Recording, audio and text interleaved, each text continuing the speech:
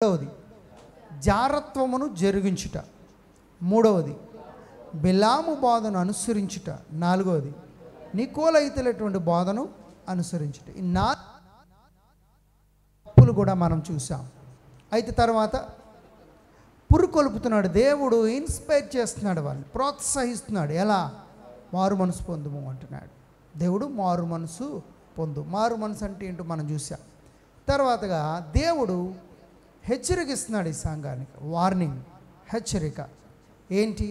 మారు మనసు పొందు, లేదంటే నేను నీ వద్దకు వస్తాను. నేను వాడి అయిన ఖడ్గం కలిగిన వాడిని కదా, నీతో ఏం చేస్తాను? యుద్ధం చేస్తానని దేవుడు హెచ్చరిక చేస్తున్నాడు. ఇకపోతే చివరి భాగంలో మనం ఉన్నాం, అదే ప్రశంస. అందరూ చెప్పండి, ప్రశంస. ప్రశంసలో ఒక మాట ఆల్రెడీ మనం నేర్చుకున్నాం, మరుగైన మన్నా. అందరూ చెప్పండి, ఏంటండి? మరుగైన మన్నా. మరుగైన మన్నా అంటే ఏంటో నిన్నటి దినాన్ని చూసాం. ఇజ్రాయెల్ ప్రజలు ఏంటి సార్? ఓకే, ప్రశంస. ఓకే, ప్రతిఫలం ఏంటంటే తర్వాత ప్రతిఫలము. ప్రతిఫలములో మరుగైనటువంటి మన్నాను మనం చూస్తున్నాం. మరుగైన మన్నా. మన్నా అంటే ఏంటో చెప్పాను, ఇదేమి అని అర్థం. మరుగైన మన్నా అని ఎందుకు అన్నామంటే, ఇజ్రాయెల్ ప్రజలు 40 సంవత్సరాలు వారు తిన్నారు. తిన్న తర్వాత వారు కనాన్ దేశానికి వెళ్ళినప్పుడు ఆగిపోయింది, వారికి మరుగైపోయింది. అటు తర్వాత అది మందసములో ఉండేది, అది కూడా ఇర్మియా కాలానికి వచ్చేటప్పటికి లేదు. మరి ఎక్కడికి వెళ్ళిపోయింది అని అంటే, అది పరలోకానికి మరలా. అది ఎక్కడ కనబడింది, ఎక్కడికి వెళ్ళింది అని అంటే, పరలోకంలో మరలా చూడడం, యోహాను చూడడం, అక్కడ మందసం కనబడడం చూస్తున్నాం. అయితే నిజానికి అది పరలోకంలో మరలా మనం చూస్తాం బహుశా. అయితే నిజమైనటువంటి ఆహారం ఒకటి ఉన్నది, మన్నా కంటే గొప్పది, అదే మరుగైంది. మరుగుపరచబడిన ఆయన ఈ లోకానికి ప్రత్యక్షపరచబడ్డాడు. నేనే జీవాహారం అని అన్నాడు. పరలోకము నుండి దిగివచ్చిన మన్నాను నేనే అన్నాడు. నన్ను భుజించువాడు అన్నాడు చనిపోడు, నా శరీరము తిని నా రక్తం తాగువాడు అంత్యదినాన్ని లేపబడతాను. ప్రభువు తానే ఆ మరుగు చేయబడిన మన్నా అని తను తాను పరిచయం చేసుకున్నాడు. ఈరోజు మనము ఆయనను ఎందుకు విశ్వసిస్తే, మనము జయించగలిగితే, ఈ లోకాన్ని జయించగలిగితే, ఆయనతో ఉంటే మనము కూడా ఆ మరుగైన మన్నాను పొందుతాం. ఆమేన్. రెండవ మాట, ఈరోజు రేపటితో ఈ సంఘం గురించి మనం ఊహించుకోబోతున్నాం. 3 మాటలు ఉన్నాయి ఈ యొక్క ప్రతిఫలాల్లో. 3 మాటలు. ఒకటి మరుగైన మన్నా, 2 తెల్లని రాయి. చెప్పండి అందరూ కూడా, తెల్లని రాతినిస్తానని దేవుడు చెప్పాడు. తెల్లని రాతినిత్తును. అందరూ చెప్పండి, తెల్లని రాతి. అది మనకి నిజానికి ఎలా ఉంటుందో అనేది మనకైతే తెలియదండి, కానీ కొన్ని ఇమేజినేషన్స్ మనం మీకు చూపిస్తాను. కొన్ని ఇమేజినేషన్స్ అండి. తెల్లని రాయి,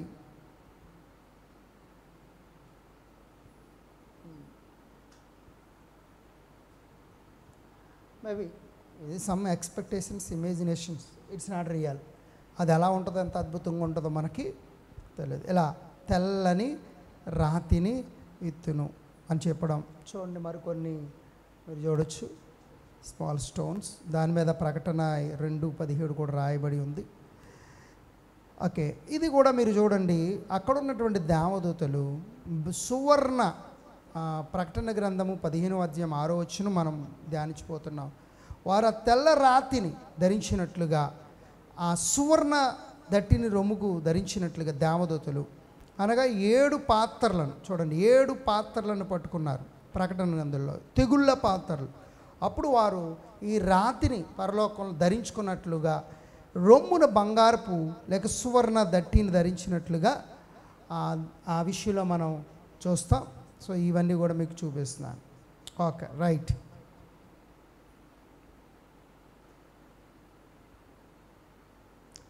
సో మన భాగానికి వద్దాం ఇప్పుడు. మీకు కొంచెం అర్థం అవుద్దని, గుర్తించుకుంటారని ఆ విషయం మీకు తెలియజేశాను.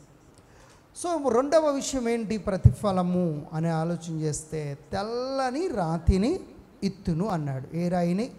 తెల్లని. తెలుపు అనగానే మనకు తెలుసు, పరిశుద్ధతకు సాదృశ్యం. తెలుపు అనగానే ఒకటి పరిశుద్ధతకు సాదృశ్యము అని మనం చెప్తాం. అంతేకాదు, రెండవదిగా తెలుపు పరలోకానికి కూడా సాదృశ్యంగా ఉంది. ఒకటి పరిశుద్ధతకు, రెండు పరలోకానికి. ఎందుకు పరిశుద్ధతకు పరలోకానికి సాదృశ్యంగా ఉంది తెలుపు రంగు అని అంటే, పరిశుద్ధులే పరలోకంలో ఉంటారు కాబట్టి. ఎవరు? పరిశుద్ధులే ఎక్కడుంటారు? పరలోకంలో ఉంటారు. పరిశుద్ధత లేకుండా దేవుణ్ణి ఎవరు చూడలేరు. ఎవరు పరలోకానికి పరిశుద్ధత లేకుండా.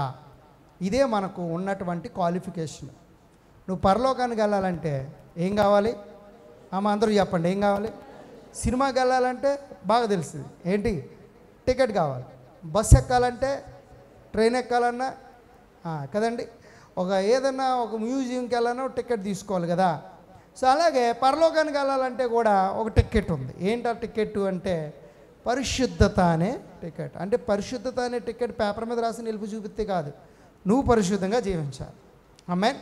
సో అందుకని పరిశుద్ధత, ఈ తెలుపు అనేది పరిశుద్ధతకు, రెండవది పరలోకానికి సాదృశ్యం. ఎందుకు అంటే పరిశుద్ధత కలిగిన వారే ఎక్కడుంటారు? లోకమారి గారు ఎక్కడుంటారు? పరలోకములో ఉంటారు. పరిశుద్ధత లేకుండా no entry at all to the heaven. పరలోకానికి ఎంత మాత్రం కూడా ప్రవేశం అనేది లేదు. సో అందుకనే దేవుడు పరిశుద్ధుడు కనుక మనం కూడా ఎలా ఉండాలి? చెప్పాలందరూ కూడా ఎలా ఉండాలండి? పరిశుద్ధంగా ఉండాలి.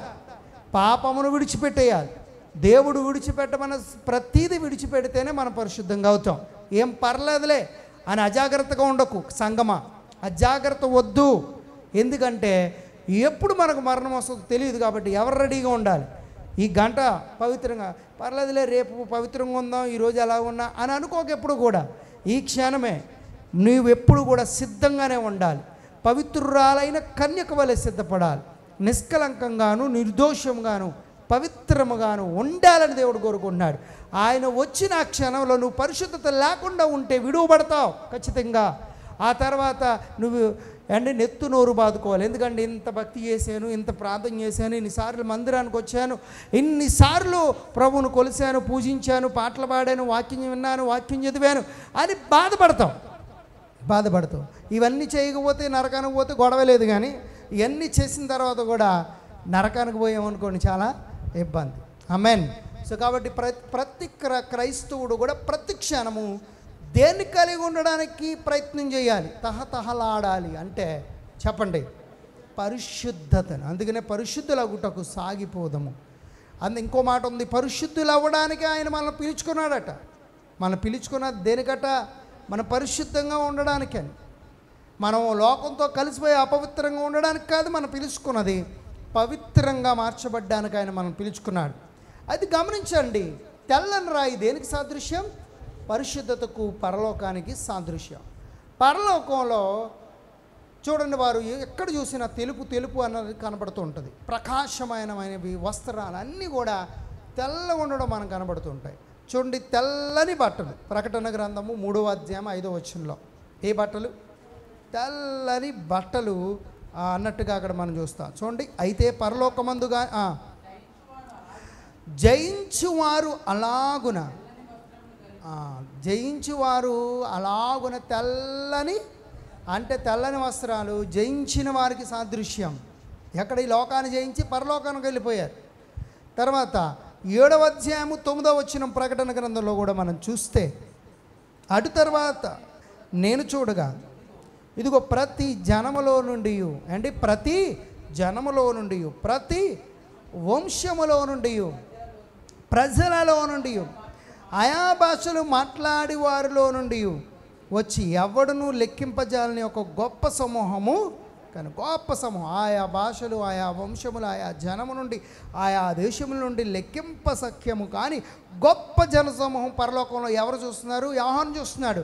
అయితే వారు తెల్లని, వారందరూ ఏ బట్టలు ధరించుకుని ఉన్నారంటే చెప్పండి. మొదటిగా తెల్లని బట్టలు చూసాం, రెండోది తెల్లని వస్త్రాలు, రెండో ఒకటే. ఓకే, మూడోదిగా మనం 19:7 కూడా చూస్తాం, నిర్మలమైన నార బట్టలు ధరించుకుని ఉన్నారట. ఏంటండి? 19వ అధ్యాయం ప్రకటన 7వ వచనం చదవండి.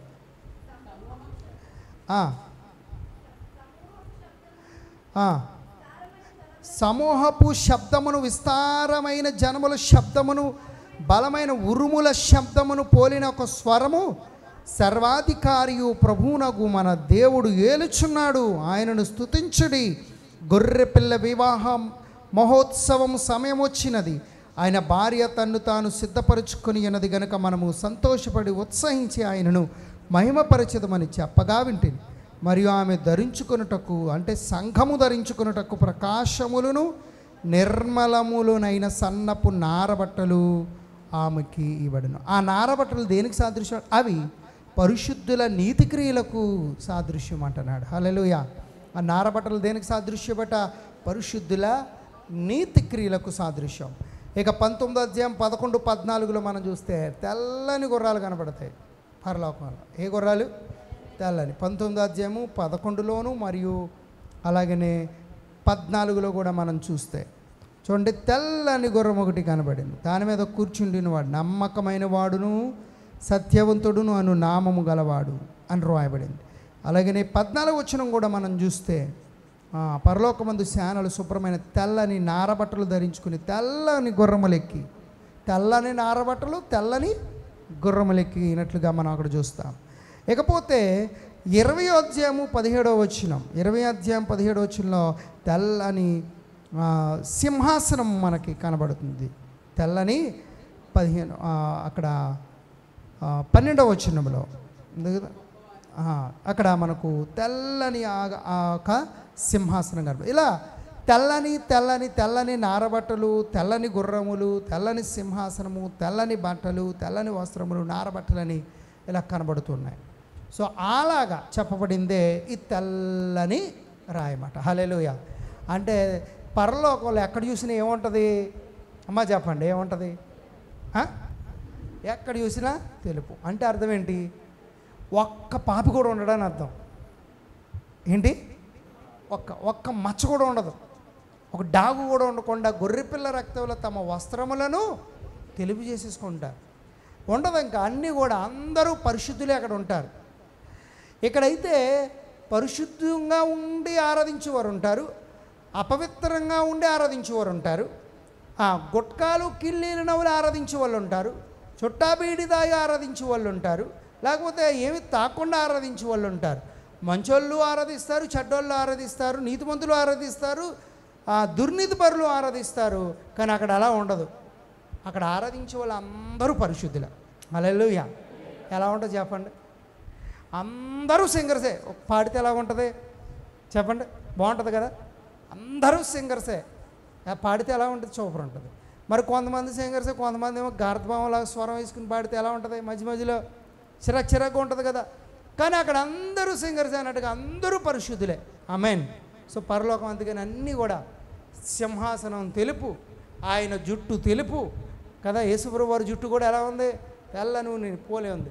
నారబట్టలు, తెల్లని నారబట్టలు, తెల్లని గుర్రములు, తెల్లని బట్టలు అన్నీ కూడా తెలుపుగా ప్రకాశం వెలుగుగా కనబడుతుంది. హల్లెలూయా. సో ఇదంతా కూడా మనం చూస్తున్నాం పరిశుద్ధతకు, పరలోకానికి సాదృశ్యంగా కనబడుతుంది. అయితే మనం బాగా అనుకొద్దాం, ఇక్కడ రాయి. ఏ రాయి? ఇప్పుడు తెలుపు గురించి అయింది కదా, రాయి, తెల్ల రాయి. తెలుపు అంటే ఎటు చూసాం. రాయి అనే విషయాన్ని మనం జ్ఞాపకం చేసుకుందాం. రాయి కొన్నిటికి సాదృశ్యంగా, ఒకటి ప్రతిష్ఠత. రాయి దేనికి సాదృశ్యం అంటే ప్రత్యేకపరచబడినది, ప్రత్యేకపరచబడిన వారు అని అర్థం. రాయి అనగానే ప్రత్యేకపరచబడిన వారు లేక ప్రతిష్ఠత. రెండవది నిశ్చయత. మూడవది ఒప్పందము, ఇద్దరి మధ్య ఒప్పందానికి లేక శాశ్వతమైనటువంటి సాక్ష్యమునకు, ఒక నిర్ణయమునకు గుర్తుగా కనబడుతుంది. ప్రతిష్ఠత, నిశ్చయత, ఒప్పందము, సాక్ష్యము, ఒక నిర్ణయమునకు ఈ యొక్క రాయి అనేది మనకు సాదృశ్యంగా కనబడుతుంది. ఆమేన్. బైబిల్లో ఒక ఆయన పేరు రాయి. బైబిల్లో ఒక ఆయన పేరేంటి? ఎవరో? క్యాఫా కదా? ఓకే, ఏంటండి? క్యాఫా అంటే రాయి అని అర్థం. క్యాఫా అంటే ఏంటండి? రాయి అని అర్థం. పేతురు అంటే కూడా సో రాయే, కానీ ఇది బండ, ఇది ప్రత్యేకమైన రాయి, క్రీస్తు చెప్పేటువంటి. సీమోను అంటే వినుట లేక వినికిడి అని అర్థం.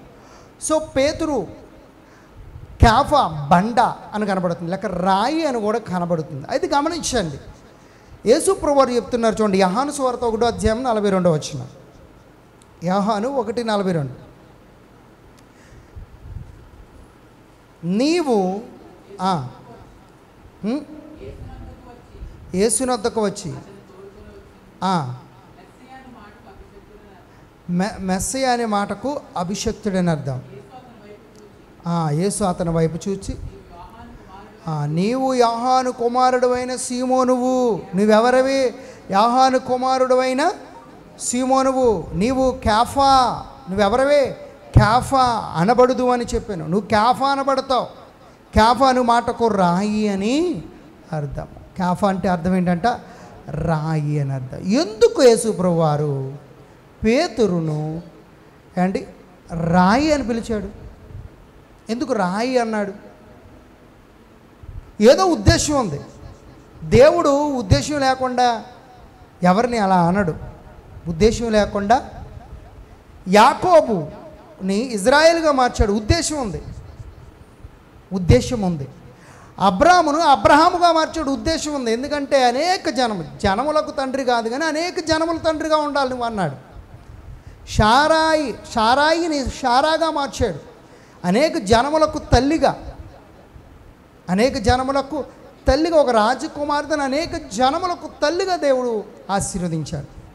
అంటే ప్రతి దాని వెనకాల ఏముంది? దేవునికి ఉద్దేశ్యం ఉంది. ఇక్కడ కేఫా అని పేతురును పిలుస్తున్నాడంటే ఆయనకి ఏముందంటే ఉద్దేశం ఉంది. ఆ ఉద్దేశాన్నే మత్తయి సువార్త 16:18 చెప్తున్నాడు. ఎప్పుడు అనంటే అందరూ విడిచి వెళ్ళిపోతున్నారు దేవుణ్ణి. అప్పుడు యేసు ప్రభువారు శిష్యుల వైపు తిరిగి అంటున్నారు, మీరు కూడా నన్ను విడిచి వెళ్ళిపోతారా? మీరు కూడా వెళ్ళిపోతారా? అమ్మా మీరు కూడా వెళ్ళిపోతారా అనేసి అంటే పేతురు అంటున్నట్టు తక్కువని, మేము నిన్ను విడిచాల. ఎందుకంటే నీవు నిత్య జీవపు ఓట. నువ్వు నీ మాటలేంటి? నిత్య జీవపు ఓటలు. అలాంటి నిన్ను మేము ఎందుకు విడిచి వెళ్ళిపోతాం అని అన్నప్పుడు యేసయ్య అప్పుడే అంటున్నారు. చదవండి ఆ మాటను. మరియు నీవు పేతురువు. చూడు, ఈ బండ మీద, పేతురు అనే మాటకు బండ ఏంటండి? బండ. సో ఈ బండ మీద నువ్వేం చేస్తావు? సంఘమును కట్టుదు. పాతాళ లోక ద్వారములు దాని ఎదుట నిలువనేరవని నేను నీతో చెప్తున్నా అంటూ అక్కడ మాట్లాడుతూ ఉన్నారు. హల్లెలూయా. నువ్వు బండవు, పేతురువు. నువ్వు బండవు, నువ్వు రాయివి. ఇదిగో నువ్వు బండ మీద ఏం కడతావు? సంఘమును కడతావు. కట్టాడా లేదా పేతురు? మొట్టమొదటిగా సంఘము ఎవరి ప్రసంగంతో సమకూర్చబడింది? పేతురు గారు ప్రసంగం చేస్తే కదా. ఆ పెంతుకొస్తు అనేది పండుగ దినాన్ని లేచి దేవుని వాక్యం 3,000 మంది ఏం చేయబడ్డారు? రక్షించబడ్డారు. తర్వాత ఒక పుట్టినది మొదలుకొని ఒక కుంటివాడిని శృంగారమను దేవాలయం దగ్గర స్వస్థపరిచిన 5,000 మంది ఆడయ్యారు. సో ఇలా సంఘము ఎవరు కట్టారు ఫస్ట్ అంటే దేవుడు కట్టాడు. సంఘం ఆయనదే, కానీ ఈయన ద్వారా దేవుడు కట్టించాడు. పేతురు ప్రారంభించాడు. అందుకని అన్నాడు, నీ వల్లనే సంఘం కట్టబడింది. పేతురు అదే నీ బండ మీద సంఘము కట్టబడింది. దీని ఎదుట పాతాళ లోకము దాని ద్వారాలు ఏమైపోతాయి? నిలవవు. నరకం నిలవదు, పాతాళం నిలవదు. ఎందుకంటే పాతాళము నుండి తప్పించుకోవడానికి ఈ బండ మీదకి వస్తారు కనుక పాతాళము ద్వారములు నిలబడలేవు ఈ సంఘం ఎదుట అన్నాడు. దేవునికి స్తోత్రం. సో యేసు ప్రభువారు ఇక్కడ మనము చూస్తున్నాం. ఈ మాటను ఆయన చెబుతూ పరలోకపు ఒక నిర్ణయాన్ని చెప్తున్నారు. ఇందాక చెప్పాను, రాయి అంటే అర్థం ఏంటి? ఒక నిర్ణయాన్ని, పరలోక నిర్ణయం. ఎవరైతే నీ దగ్గర నువ్వు సంఘం కడతావు కనుక వారందరూ పరలోకంలో ఉంటారు అని దేవుడు రాయి అనక ఒక నిర్ణయం కనుక ఆ నిర్ణయాన్ని బహిర్గతం చేస్తున్నారు. దేవునికి స్తోత్రం చెప్దాం. రెండవది మనం చూస్తే రాయి అనే ప్రస్తావన గురించి మనం చూడాలి. యాకోబు మనందరికీ తెలుసు, ఓ చక్కటి దర్శనం చూశాడు. ఏం చూశాడు? చక్కటి దర్శనం ఒకటి చూశాడు. ఏంటి ఆ దర్శనం? పెద్ద నిచ్చెన. ఆ నిచ్చెన ఎంత పెద్దది అని అంటే, కసిరెడ్డి కాంతం గారు, ఆ నిచ్చెన ఎంత పెద్దది అంటే 2 అంతస్తులకి 3 అంతస్తులకి అంతే అంత పెద్దది కాదు, భూమికి పరలోకానికి అంతే అంత పెద్దది. గట్టిగా చప్పట్లు కొడదాం. ఎంత పెద్దది నిచ్చెన? భూమి మీద వేస్తే ఆకాశానికి అందిద్ది, అంత పెద్ద నిచ్చెన. మరి ఆ నిచ్చెన మీద ఎవరు కనబడుతున్నారు యాకోబుకి? దేవదూతలు ఎక్కుచూ దిగుచూ కాదు, అక్కడ ఏం రాయబడింది? ఎక్కుచూ దిగుచూ ఉన్నారు. హల్లెలూయా. అంటే ఆల్రెడీ యాకోబు దగ్గర ఉన్నారు. ఎస్, మన అందరి దగ్గర దేవుని దూతలు ఉన్నారు కదా. ఆయన తన దూతలకు ఆజ్ఞాపించును, వారు తమ చేతుల మీద నిన్ను ఎత్తి పట్టుకుంది. నీ పాదములకు రాయి తగలకుండా వారు తమ చేతుల మీద నిన్ను ఏం చేస్తారు? ఎత్తి పట్టుకుంటారు. మనతో ఎప్పుడూ ఉంటారు, ఆయన బిడ్డలను సంరక్షించడానికి అండి. దేవుని చిత్తమైతే తప్ప, లేదంటే కాపాడడానికి మనం ఇంకా భూమి మీద చేయవలసినటువంటి పని ఉంటే, దేవుడు ఇంకా మనం ఉంచాలని అనుకుంటే ఖచ్చితంగా ఆయన దూతలను పంపించి మాత్రం మనలను కాపాడుతాడు. హల్లెలూయా, గట్టిగా హల్లెలూయా. సో ప్రవీణ్ పగడాల గారిది, ఆయన 45 years ఓల్డ్. ఆయన ఇంకా నడి ప్రాయంలో ఉన్నారు, ఇంకా బోల్డ్ అంతా ఉంచారు. కానీ దేవుడు అలా చేశాడు ఎందుకో. ఇప్పుడు నేను చూస్తున్నది ఏంటో తెలుసా, 15 రోజులు అయింది కానీ ఎక్కడ ట్రెండింగ్ అవ్వలేదండి న్యూస్. ఇంకా చెబుతున్నారు. ఇంకోటి తెలుసా, న్యూస్ ఛానల్ వాళ్ళు కూడా ఆయన మెసేజ్లు వేస్తున్నారండి, అద్భుతమైన మెసేజ్లు. ఆయన మెసేజ్లు వింటున్న కింద కామెంట్ చూస్తుంటే ఆశ్చర్యం వేస్తుంది తెలుసా. బా, మిస్ యూ సార్, ఇంత అద్భుతంగా ఇప్పుడే వింటున్నా, ఇప్పుడు దాకా వినలేదు మీరు. అంటే ఆయన జీవితకాలంలో చెప్పిన మెసేజ్లన్నీ ఇప్పుడు చూస్తున్నారు చాలా. అంతేకాదు సోషల్ వర్క్ యాక్టివిటీస్ కూడా అంటే వాళ్ళు నాస్తికులు కూడా చూసి అప్రిషియేట్ చేస్తున్నారు. వాళ్ళు కూడా అయ్యో ఇలాంటి వ్యక్తి ఇప్పుడు నేను వినలేదు అని చెప్తున్నారు. పూజారులు కూడా, శర్మ గారు ఆయన మెసేజ్లు విని ఇంకో 2-3 పూజారులు అయ్యో ఎంత అద్భుతంగా ఉన్నాయండి అని అంటున్నారు. ఆయన చూడండి ఎంతమంది ఇన్స్పైర్ అవుతున్నారో. ఆయన బ్రతుకు ఉండగా చూసినటువంటి ఆ యొక్క మెసేజ్ల కంటే కూడా చనిపోయిన తర్వాత దేవుని బిడ్డలే కాదు, బయట వాళ్ళు నాస్తికులు సోషల్ యాక్టివిటీస్ చూసి, పూజారులు కూడా చూసి ఇన్స్పైర్ అవుతున్నారు. అంతేకాదు క్రైస్తవులో గొప్ప యూనిటీ కూడా వచ్చింది. అందుకనే దేవుడు అలౌ చేశాడు. హల్లెలూయా. ఆయన గొప్ప సాక్షిగా ఒక మంచి పేరుగా నిలబెట్టడం జరుగుతుంది దేవుడు. హల్లెలూయా. సో అందుకని దేవుడు అలౌ చేశాడు. ఎందుకంటే ఆయన ఇప్పుడు వరకు నాకు కూడా ఆయన ఫ్యానే, కానీ నేను ఎప్పుడు ఆయన చేసే వర్క్స్ నేను వినలేదు ఇంతవరకు. అంత అద్భుతమైనటువంటి పనులు చేస్తున్నాడండి ఆయన, అంత అద్భుతంగా చేస్తున్నాడు. ఆయనకి మన ఇండియాలోనే 2 మెషిన్స్ ఉండడం కాదు, ఫారెన్లో 7-8 ఉన్నాయట ఆయన. అంటే ఆయన సాఫ్ట్వేర్కి సంబంధించినటువంటిది. అండ్ ఒక నిమ్మన జాతిని ఎస్సీ ఎస్టీల్లో వాళ్ళకి మంచి చదువులు ఉన్న ఉద్యోగం లేని వారికి ఉద్యోగాలు ఇవ్వడం, ఇలా ఎన్నో పనులు చేస్తున్నాడు. రోడ్డు మీద అలాగా తిరుగుతున్నటువంటి వారిని, నల్లగా మాడిపోయి జుట్టు అదొకలా బట్టలు లేని వాళ్ళు అందరిని తీసుకెళ్ళి పోలీసులకు చెప్పి, పోలీసుల ద్వారా ఒక సర్టిఫికెట్ తీసుకెళ్ళి, ఎవరికి అన్ని వర్కులు చెప్తాలేదు, ఇప్పుడు బయటపడుతున్నాయి అన్నీ కూడా. ఆయన ఏనాడు సాక్ష్యం చెప్పాడు కానీ ప్రతిసారి చెప్పుకోలేదు. ప్రియులారా, అంతా కూడా ఉంటుంది. ఇప్పుడు ఎంతోమందికి ఇన్స్పిరేషన్గా నేను చెప్తాను, ఒక ఉద్యమం రగులుతుంది. గట్టిగా దేవుని స్తోత్రం చెప్తాం. హల్లెలూయా. ప్రియులారా, గమనించుదాం, మనం బాగా అనుకొద్దాం. ఇక్కడ రాయి కనబడుతుంది అంటే క్షమించండి, ఒక నిచ్చెన కనబడుతుంది, ఎక్కుచూ దిగుచు ఉన్నాయి. ఎస్, దేవుని దూతలు మనతో ఉన్నాయి. మనకెప్పుడు కూడా కాపుదల ఉంటుంది.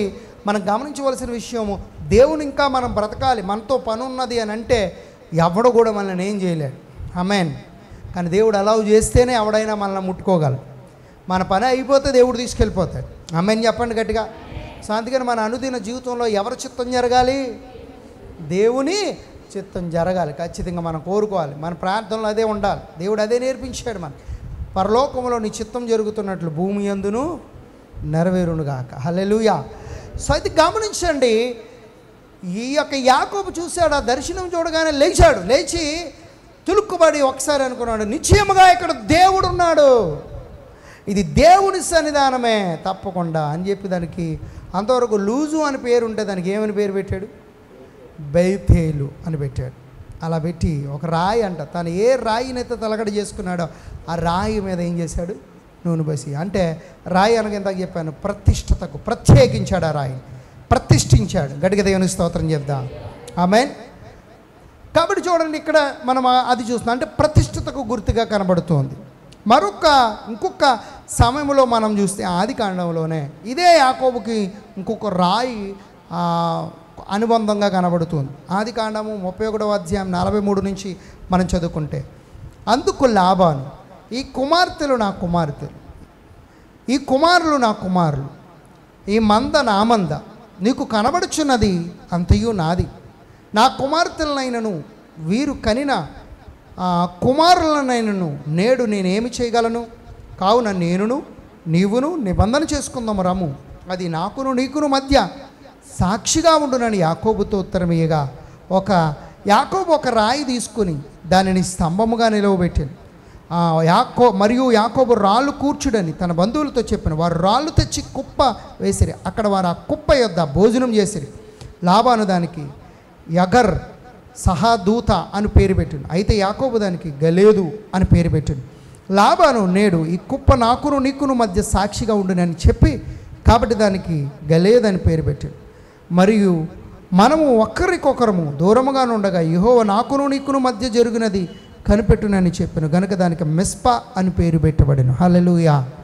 సో మిస్పా అనగా రాళ్ళ కుప్ప లేక సాక్షి సమూహము కుప్ప అని అర్థం. దేవునికి స్తోత్ర. సో ఎవరెవరికి మధ్యన ఒక రాయిని పెట్టారు, రాళ్ళు పెట్టారు, ఒక రాయి పెట్టారు, తర్వాత కుప్పగా వేశారు. ఎవరెవరికి మధ్య అంటే లాబానుకి యాకోబునికి మధ్య. ఎందుకంటే లాబాను ఆస్తి అంతా పట్టిపోతున్నాడని వచ్చాడు, గృహదేవత పోయిందని వచ్చాడు, వెనకాల సైన్యాన్ని తీసుకుని వచ్చాడు.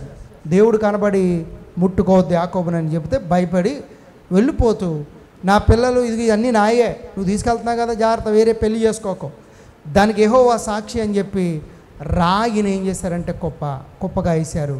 రాయిని పాతి వారికి ఇద్దరికి లాబానికి యాకోబుకి మధ్య ఒక నిబంధన అనేది జరిగింది, ఒక ఒడంబడిక అనేది జరిగింది. ఎవరు సాక్షి? నీకు నాకు దేవుడు సాక్షి అని. హల్లెలూయా. సో ఇక్కడ రాయి ఒక సాక్ష్యమునకు లేక ఒక ఒప్పందమునకు, ఒక ప్రమాణమునకు, ఒక ఒడంబడిక సాదృశ్యంగా మనం చూస్తున్నాం. గట్టిగా దేవునికి స్తోత్రం చేద్దాం. ఇంకొక మనం కూడా చూస్తాం, ఇంకొక సందర్భంలో రాయల గురించి మనం చూడగలుగుతాం. యెహోషువ 4వ అధ్యాయం 1-3 వచనాలు. యెహోషువ 4వ అధ్యాయము 1-3 వచనాలు మనం చదువుకుంటే చూడండి, జనులందరూ యోర్దానును దాటారట. యోర్దాను మందసం పట్టుకొని యోర్దాను దగ్గరికి వచ్చి పాదాలు అలా నిలవగానే నీటికి పాదం తగలగానే, యాజకుల యొక్క పాదము తగలగానే యోర్దాను ఎగువకు ఎక్కుపోయినాయి అంటే నీళ్ళు. గట్టిగా చప్పలు కూడా దేని స్తోత్రం కదా. అలా మొత్తం మీద నీళ్ళు ఎంత అద్భుతం అంటే ఆ టైంలో ఫ్లోయింగ్ చాలా ఉంటుంది. వాళ్ళ దాటుతున్న చాలా ఫ్లోయింగ్, అందులో పడితే మానవుడితో కొట్టుకోవడమే. అలాంటిది దేవుడట ఎగువకు నీళ్ళు అన్నీ కూడా ఏమైపోయినాయి అంట. ఎప్పుడన్నా పల్లానికి వెళ్తాయి నీళ్ళు, ఎప్పుడన్నా కదండి. నీళ్ళు పల్లము ఎరుగు అంటారు. నీళ్ళు దేన్ని ఎరుగు? పల్లము ఎరుగు. నీళ్ళు ఇలా వంపగానే ఎటు పల్లం అయితే అటు వెళ్ళిపోతాయి. కానీ యోర్దాను అన్నది అలా కాదు, ఎగువకు వెళ్ళిపోయింది. వారు దాటిన తర్వాత దేవుడు వారికి చెప్తున్నాడు, ఇదిగో రాళ్ళు తీసుకోండి, తీసుకుని కుప్పలాగేయండి. అక్కడ భోజనం చేశారంటే కుప్పలాగేసి వాళ్ళు ఒక జ్ఞాపకముగా, ఒక చిహ్నముగా, ఒక జ్ఞాపకార్థంగా. చూడండి 7వ వచనం చదవండి.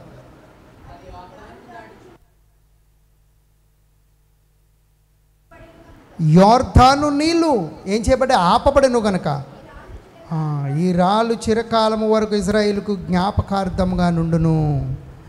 అది ఒక ఆనవాలుగా అక్కడ ఉండునట్లుగా, జ్ఞాపకార్థంగా ఉండునట్లుగా దేవుడు ఆ రాళ్లను వేయమన్నాడు. దేవునికి స్తోత్రం.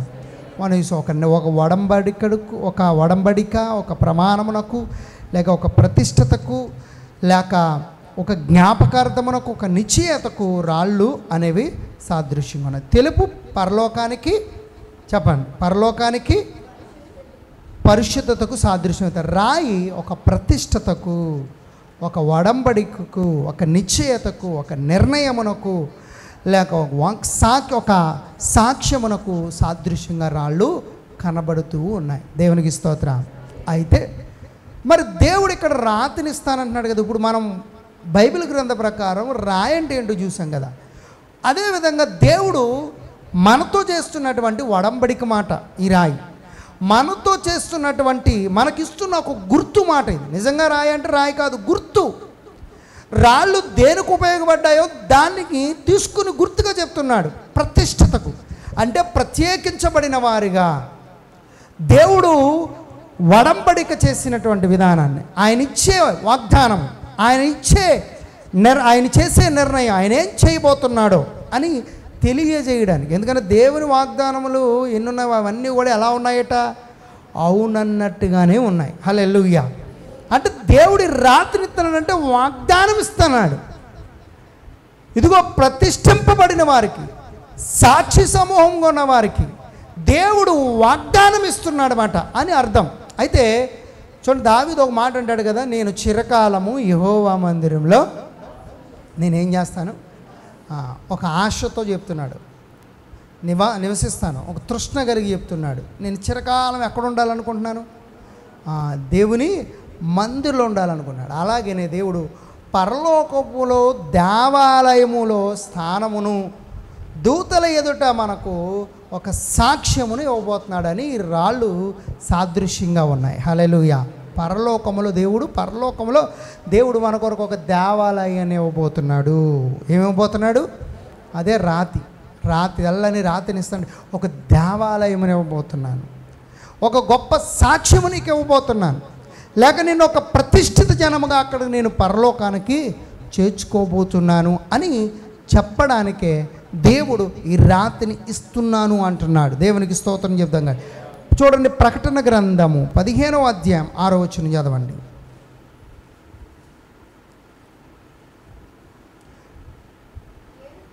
చూడండి, 7 తెగుళ్ళు చేత పట్టుకొని ఉన్న ఆ 7 దూతలు చూడండి, నిర్మలమును ప్రకాశమానమునైన రాతిని ధరించుకొని.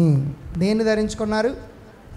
నిర్మలమును ప్రకాశమానమైన రాతిని ఏం చేశారట అంటే వాళ్ళు ప్రతిష్ఠించబడిన వారు, అలాగే పరలోకములో ఉన్నవారు, దేవుని మందిరంలో ఉన్నవారు అని అర్థం. రొమ్ముల మీద బంగారు దట్టి కట్టుకుని ఉన్నవారు ఆ ఆలయం నుండి వెలుపలికి వచ్చిరి అని రాయబడింది. దేవునికి స్తోత్రం. సో అంటే 2 కొరింథీయులకు 1వ అధ్యాయం 20 వచనం ప్రకారంగా దేవుడు ఒక వాగ్దానం మాట, ఈ రాతి పలకని ఇవ్వడం అనేది ఏంటి, ఒక వాగ్దానము అని మనము గుర్తుంచుకోవాలి. చూడండి, ఇంకొకసారి ప్రకటన గ్రంథం 3వ అధ్యాయం 5వ వచనం చదవండి.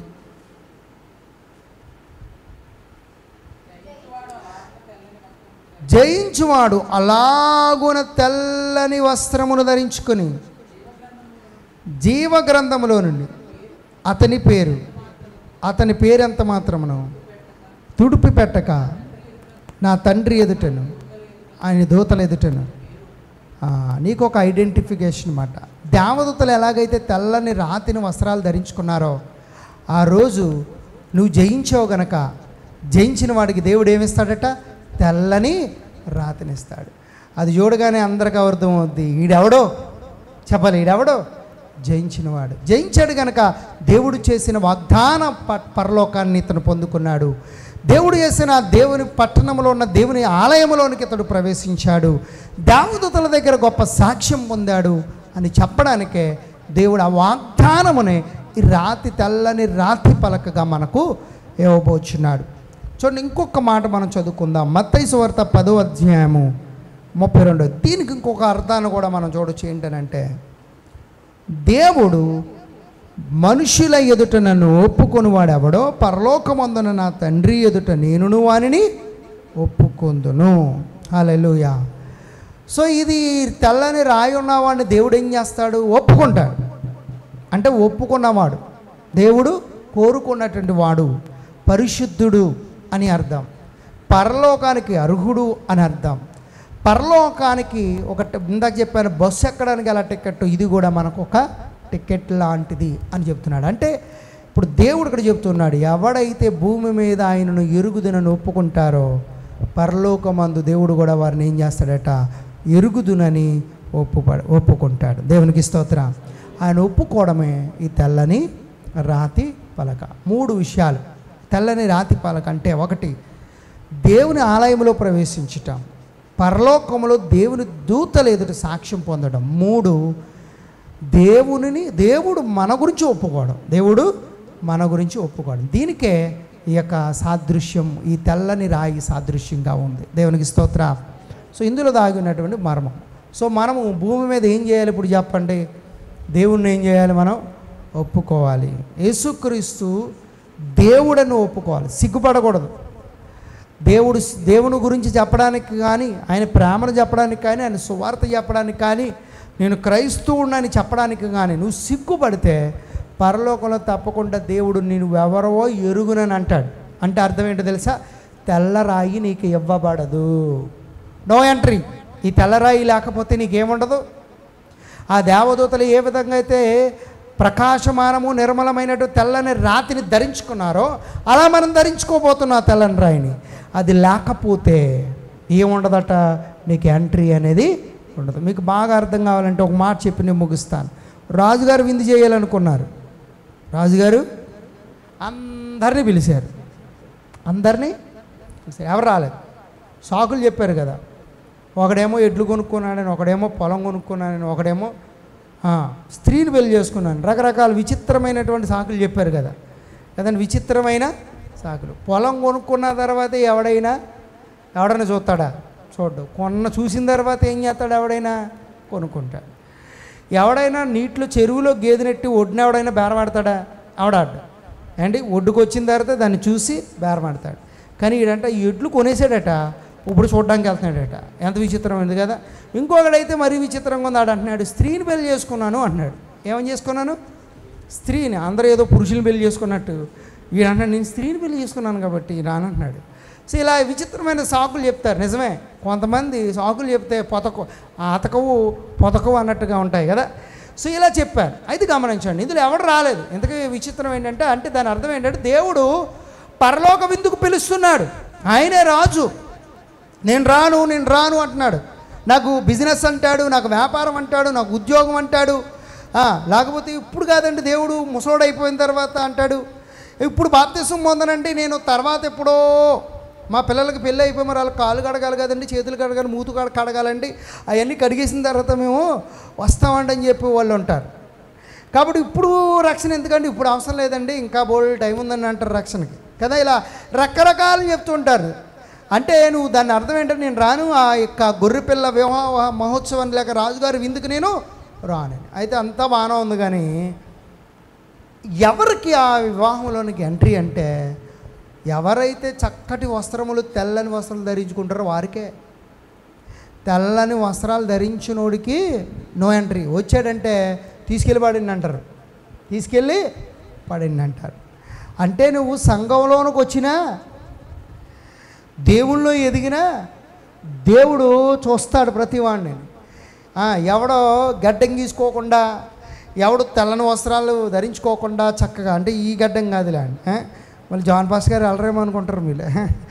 ఓకే, అంటే ఆ తెల్లని వస్త్రాలు వారి నీతి క్రియలు అని రాయబడినాయి కదా ఇందాక. ఏంటి తెల్లని వస్త్రాలు అంటే ఏంటి? నారబట్టలు అంటే తెల్లని నారబడి నీతి క్రియలు, పరిశుద్ధత. అది లేకుండా ఉంటే ఎక్కడి నుంచి వచ్చావునా అంటాడు దేవుడు. ఒకడు వచ్చేసాడు, దొడ్డుదారిని వచ్చాడంట. ఏ దారిని వచ్చాడు? అందరూ మంచి వస్త్రాలు వేసుకుని వచ్చారు, ఒకడు దొడ్డుదారిని వస్తే రాజు తిరగడం మొదలెట్టాడు. ఇలా తిరుగుతున్నప్పుడు ఒకడు కనపడ్డాడు. వాడు చాలా చిరాగ్గా ఉన్నాడు. అంటే అర్థం ఏంటి? మంచి క్రియలు లేవు, పరిశుద్ధత లేదు ఆడికి. కాబట్టి వాడిని ఏం చేశాడంటే, ఈయన తీసుకెళ్ళి బయట వెలుపట చీకట్లో వేసేయండి, అక్కడ ఏడుపును పండ్లు కొరుకుతాయి ఉంటాయి అన్నాడు. దేవునికి స్తోత్రం.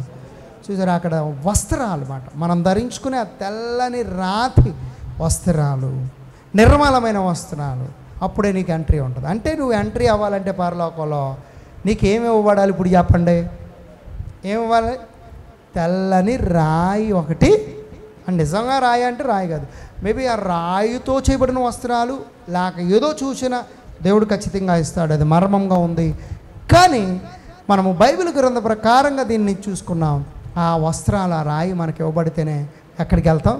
పరలోకం వెళ్తాం. లేదంటే ఏమి లేదు, పరలోకానికి నో ఎంట్రీ. ఎవడికి ఇస్తాడు ఈ రాయిని చెప్పండి? జయించిన వాడికి. హల్లెలూయా. జయించిన వాడికే మరుగైన మన్నాని ఇస్తాడు, జయించిన వాడికే తెల్లని రాతినిస్తాడు. ఆ రాయి మీద ఒక పేరు ఉంటుందట, ఎవరికి తెలియదంట, పొందుకున్నవాడికి తప్ప ఎవరికి తెలియదు. దాన్ని మనం నేర్చుకోబోతున్నాం. దేవుడు ఈ మాటలను మన అందరి వింట్లో దీవించును గాక.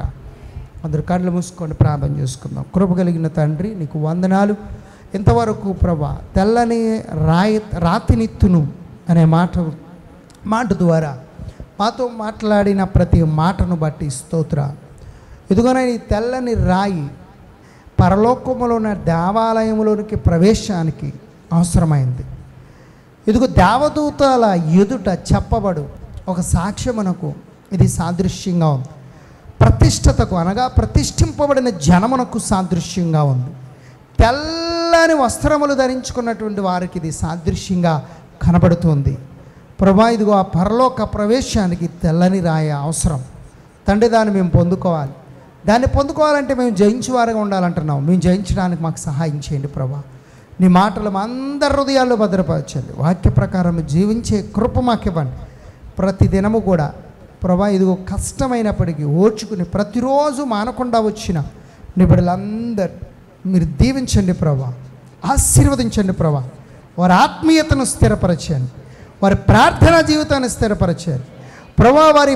వారికి పరిశుద్ధతను, నీతి క్రియలను దయచేయండి ప్రభా. విశ్వాస వీరులుగా చేయండి.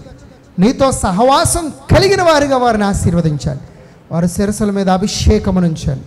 వారి హృదయాల్లో నీ వాక్యం ఏలుచుండనివ్వండి. నిరుచు సమాధానం వారికి అనుగ్రహించండి. ఏ శరీరంలో కూడా ఎటువంటి బలహీనత ఉన్నా ఇప్పుడే వాటి వేళ్లతో సైతం పీకేయండి ప్రభా. స్వస్థత ఇవ్వండి ప్రభా. నీకు వందనాలు. బలము చేకూర్చమని అడుగుచున్నాను. అంధకార శక్తుల యొక్క ప్రభావం నుండి విడిపించండి.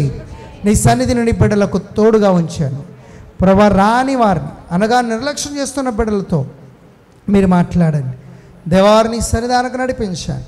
నీ కృపతో వారిని నింపండి, మహిమతో నింపండి. నాయనా, నీ గద్దింపును వారికి నీ భయం కలిగించండి ప్రభువా. నీకు వందనాలు. అంత్యదినాల్లో ప్రమాదకరమైన దినాల్లో ఉన్నామని వారి జ్ఞాపకం చేసుకొని ప్రభా, ఆసక్తి కలిగి నీ సంధానికి వచ్చి నిన్ను స్తుతించి నాయన ఆరాధించి నాయన పాటలు పాడి అయా ప్రార్థించడానికి, నీ మాటలు వినడానికి వారికి కూడా కృపదాయిచ్చారు. నాయన, మా మధ్యన ఇంకా కొన్ని దినములు మాత్రమే ఉన్నాయి ప్రభు. కొన్ని దినములు మేము అందరం మానకుండా వచ్చే ఆరోగ్యము, శక్తి దయచేయమని. జరుగుతున్న కార్యక్రమాలు అన్నింటిలో ఉండండి. శనివారము మరిపాకలో జరుగుతున్న పరిశుద్ధాత్మ కూడికలో మీరు తోడుగుండమని, మాతో ఉండి నడిపించమని. ఈ రాత్రి వెళ్ళుచుండగా మాకు తోడుగుండండి. చక్కటి నిద్రనివ్వండి. ఎవరైతే ప్రభా రాత్రులు సరిగా నిద్ర పట్టగా బాధపడుచున్న వారిని దర్శించి చక్కటి నిద్రనివ్వండి. నేను మరి కొంతమంది పీడ కలలతో బాధపడుచుండగా వారికి కూడా చక్కటి నిద్రనివ్వండి. పీడ కలల వలన వారి నిద్ర భంగము కాకుండానట్లు సహాయం చేయండి. ఉదయం లేచి నిన్ను స్తుతించడానికి శక్తి బలము దయచేయండి. ఈ రాక ఆలస్యమైతే ప్రభు నీ చిత్తానుసారంగా రేపు మరలా మేము అందరూ కలుసుకుని మాటలు నేర్చుకోవడానికి మాకు కృప దయచేయమని యేసయ్య అతి శ్రేష్ఠ నామమున ప్రార్థిస్తూ ఉన్నాను తండ్రి.